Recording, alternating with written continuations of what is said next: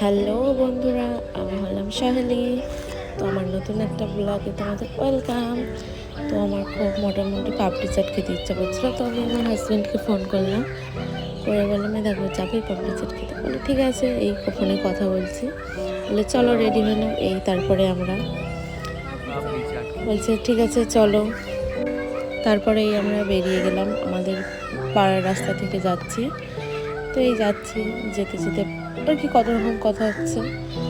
তারপরেই আমরা ক্রস করলাম আমাদের গ্রামটা, তো এই রাস্তায় উঠে গেলাম। তো এই যাচ্ছি পাপড়ি চাট খেতে।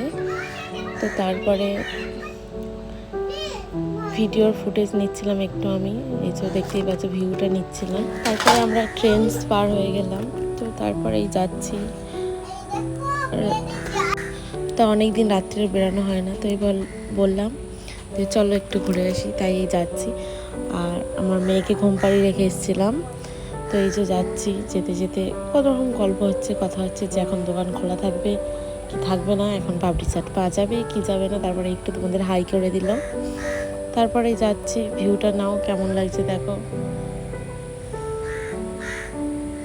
তারপরে এই চলে এলাম পাপড়ি চাটের দোকানে, অর্ডার করে দিয়েছিল দাদাভাই। পাপড়ি চাট দিচ্ছে, বানাচ্ছে আর কি, রেডি করছে। তারপর আমরা দেখছি, থানার সামনে দাঁড়িয়েছিলাম।